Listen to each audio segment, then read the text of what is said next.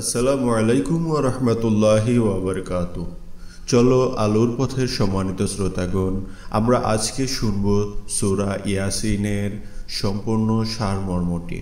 আমরা শুনব এই সূরা কখন এবং কোথায় নাজিল হয়েছে এবং এই সূরায় কি কি বর্ণনা রয়েছে এবং এগুলোর তাৎপর্য কী। ভিডিওটি আপনাদের জন্য খুবই গুরুত্বপূর্ণ হবে, স্কিপ না করে। আশা করি সম্পূর্ণ কথাগুলো আপনারা মনোযোগ দিয়ে শুনবেন, আর অবশ্যই সাবস্ক্রাইব করতে ভুলবেন না আরও এমন ভিডিও পাওয়ার জন্য।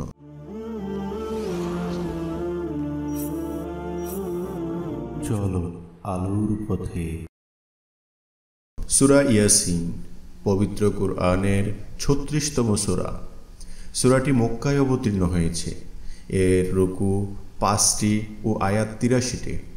প্রথম দুটি অক্ষর থেকে এই সূরাটির নামকরণ করা হয়েছে। মহানবী হযরত মুহাম্মদ সাল্লাল্লাহু আলাইহি সাল্লাম এই সূরাকে পবিত্র কুরআনের হৃৎপিণ্ড বলে বর্ণনা করেছেন। আল্লাহর একত্ব ও মহানবী সাল্লাল্লাহু আলাইহি সাল্লামের রিসালাত সম্পর্কে আলোচনা করা হয়েছে এই সূরায়। পৌত্তলিকদের অমরতা, অবিশ্বাসীদের কূটতর্কের উল্লেখ করে ইসলামের সত্যতা ও কিয়ামতের পুনরুত্থানের বর্ণনা রয়েছে এখানে। মহানবী সাল্লাল্লাহু আলাইহি সাল্লাম বলেন, যে ব্যক্তি নিয়মিত এই সূরা পাঠ করবে তার জন্য জান্নাতের ৮টি দরজা উন্মুক্ত থাকবে। সুবহানাল্লাহ। সূরার শুরুতে আল্লাহ রাসূল সাল্লাল্লাহু আলাইহি সাল্লাম রিসালাতের সত্যতার ব্যাপারে কোরআনে শপথ করেছেন। এরপর কুরাইশ কাফেরদের আলোচনা করা হয়েছে, যারা কুফর ও গুমরাহ করত, তাদের জন্য রয়েছে শাস্তি। এরপর এক জনপদের আলোচনা করা হয়েছে, যারা একে একে ৩ জন নবীকে মিথ্যা প্রতিপন্ন করতে চেয়েছে। আল্লাহ সেই জনপদের হেদায়েতের জন্য নবী পাঠানো সত্ত্বেও তারা হেদায়েতের পথে চলেনি। তারা একে একে ৩ জন নবীকে মিথ্যা প্রতিপন্ন করার চেষ্টা করেছে। তখন এক ব্যক্তি দৌড়ে সে সম্প্রদায়ের লোকদের কাছে আসেন। মুফাসসিররা বলেন তার নাম ছিল হাবিবে নাজ্জার। তিনি বলেন, নবীদের পীড়ন করলে আল্লাহর আযাব নেমে আসতে পারে। তিনি তার সম্প্রদায়কে সতর্ক করে তাদের নবীদের অনুসরণ করার পরামর্শ দেন। এরপর সবার সামনে নিজের ঈমান আনার ঘোষণা দিলে সবাই তার উপর ঝাঁপিয়ে পড়ে তাকে হত্যা করে। মৃত্যুর পর তিনি জান্নাতে প্রবেশ করেন।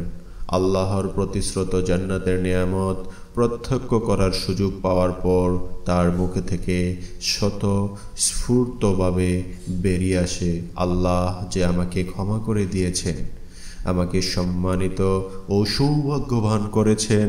আমার সম্প্রদায় যদি তা জানত।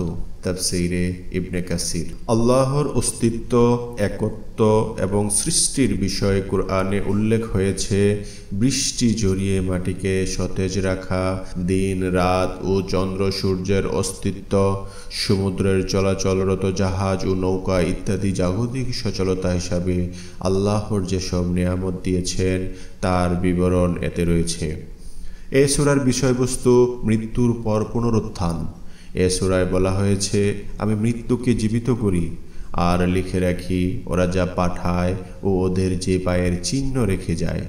এক সুস্পষ্ট গ্রন্থে আমি সব সংরক্ষণ করে রেখেছি। নবীদের প্রতি যারা ঈমান এনেছে, নবীদের যারা মিথ্যা প্রতিপন্ন করতে চেয়েছে, উভয় দলের দৃষ্টান্ত উপস্থাপন ও তাদের প্রতিদান এতে বর্ণনা করা হয়েছে।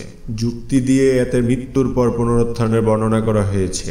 সূরা ইয়াসিনে রয়েছে মুমিন ও কাফিরদের প্রতি প্রতিদানের কথা এবং জাগতিক নিদর্শন নিয়ে চিন্তা করে আল্লাহর যে একত্ব ও অদ্বিতীয়, তার অনিশ্চয়তা, তার নিশ্চয়তা বিধান। যে রাসূলদের প্রতি ঈমান আনে এবং তাদের সত্যায়ন করে, সে স্বজাতিকে আল্লাহর পথে আহ্বান করে এবং জীবনে মরণে তাদের কল্যাণ কামনা করে, বিশ্বাসীরা আরেক বিশ্বাসীকে সহায়তা করে, একে অপরের মাধ্যমে শক্তিশালী হয়। বিশ্বজগতের সৃষ্টি, বিন্যাস ও শৃঙ্খলা অবিশ্বাস্য সূক্ষ্ম ও নিখুঁত। এর উদাহরণ অগণিত।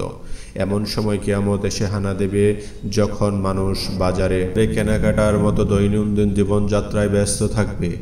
কোরআন থেকে কেবল জীবিতরাই উপকৃত হতে পারে। সিংহায় 2টি ফুৎকারের কথা উল্লেখ করেছেন। প্রথম ফুৎকারে পৃথিবীর সবাই ভীত প্রকম্পিত হবে, সবকিছু ধ্বংস হয়ে যাবে।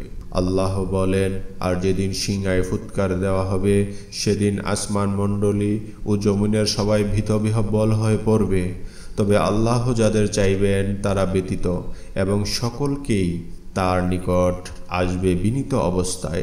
আর কিয়ামতের দিন সিংহায় ফুৎকার দেওয়া হবে, তখন যাদের আল্লাহ ইচ্ছা করেন তারা ব্যতীত আসমান মণ্ডলী ও জমিনের সবাই।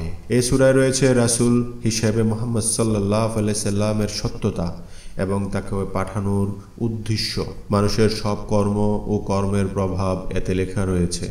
অতীতে অনেকেই রাসূলদের প্রত্যাখ্যান করেছে, কিন্তু পুনরুত্থান ও বিচার অনিবার্য।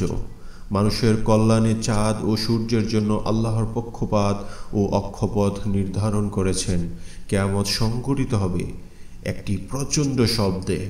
দ্বিতীয়বার সিংহায় ফু দেওয়ার সঙ্গে সঙ্গে মানুষ পুনরুত্থিত হবে। মানুষের পার্থিব জীবনের কর্মকাণ্ডের ন্যায় বিচার করা হবে।